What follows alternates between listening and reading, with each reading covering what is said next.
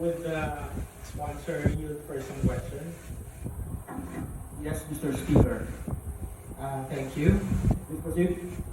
Multiple studies by credible institutions show that research and development is an important contributor to economic growth. Research and development spending is often cited as having a net positive effect on innovation, productivity, and efficiency. May we know the total amount allocated to programs, projects, and services related to research and development?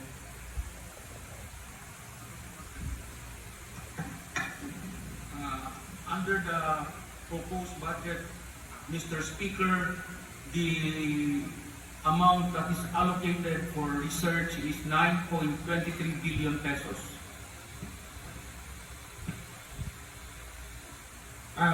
Mr. Speaker, what percentage of DOST's budget is this amount?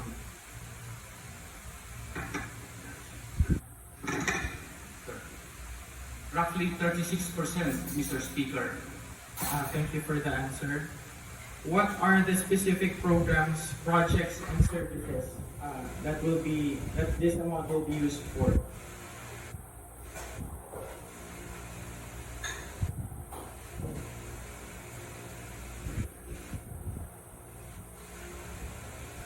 Mr. Speaker, the research allocation for the Department of Science and Technology will cover food security, health security, water security, and environmental protection, energy security, transportation system, human resource development, job creation and entrepreneurship, climate and disaster resilience, and the others, Mr. Speaker. Thank you, Mr. Speaker.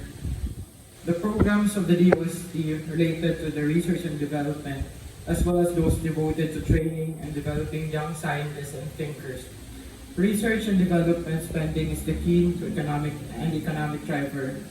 And right now, the country's research and development expenditure in terms of percentage of GDP is comparatively low. I pray that we can support these programs by ensuring that funding for such programs is not reduced and whenever possible, even increased. To be more specific, Mr. Speaker, I'd like to highlight the budget of the National Research Council of the Philippines, an agency attached to the DOST. The NRCP's Policy Development for Science and Technology Advisory Program will receive 2.5 million, the lowest budget among the DOST programs. It is lower by 83.8. It is 83.8% lower than it is in the 2022-23 budget.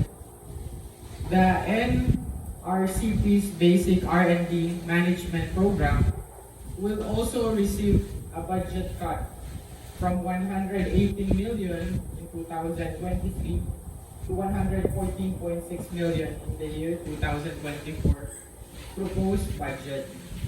NRCP has 17 ongoing research and development programs and projects amounting to 68.4 million under the GIA program of DOST NRCP of the fiscal year 2024. The present budget has a tremendous effect on the policy, research, support, and basic research capacity building that it provides. What is the reason for these budget cuts? Is the reason for the budget cuts? The department proposed 63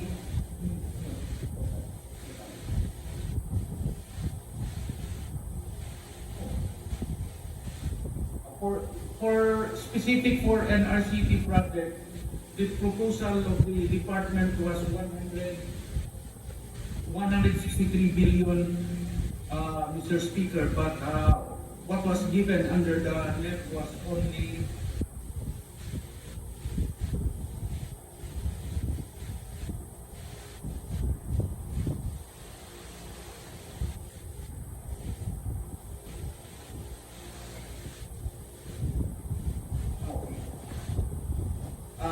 I stand corrected, Mr. Speaker. For NRCP alone, the proposed budget submitted was 372 million, but what was allocated under the National Expenditure Program was only 163 million. So that would be the reason for the decrease.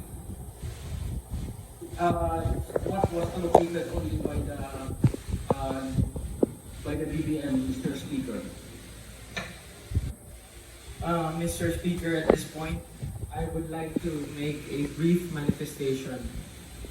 The policy research support that the NRCP has provided Congress and the capacity building it provides the local government units are invaluable in catalyzing our country's innovation and creative ecosystem, which rely heavily on policy and data research. For example, the NRCP provided policy research for the sustainable community-based tourism potential and development of Barangay San Miguel in Echagüe, Isabela. Number 2, a public policy study to support the transforming the municipality of Ubay in Bohol into a science city and the continuing music industry related research for our cultural heritage and creative economy. Capacity building is sorely needed by our rural communities and our local government units. And it is our duty as policymakers to channel capacity building to our constituents as they receive the tools, knowledge, and framework they need to survive and thrive. The systematic and collaborative research framework provided by NRCP paves the way for last-mile logistics by facilitating baseline data gathering. The research data helps determine the intervention and technology transfers that are necessary by linking the data to sustainable development goal targets. Moreover, the policy research support that NRCP provides helps strengthen our climate action response. Climate change adaptation underscores the importance of data gathering. Anticipatory adaptation or projecting the adverse impact of climate change drivers in a scientific and quantifiable manner way before they happen requires acting on the local evidence base. NRCP's research assistance and capacity building can help our grassroots communities establish the baseline data needed to populate their local database. By understanding our problem and benchmark, we can begin crafting policies and the solution for adaptation because we have the data on which to premise our discussion of loss and damage and request for technology transfer. Given all this, I wish to manifest my full support for an increase in the budget allocation for NRCP. Thank you, Mr. Speaker.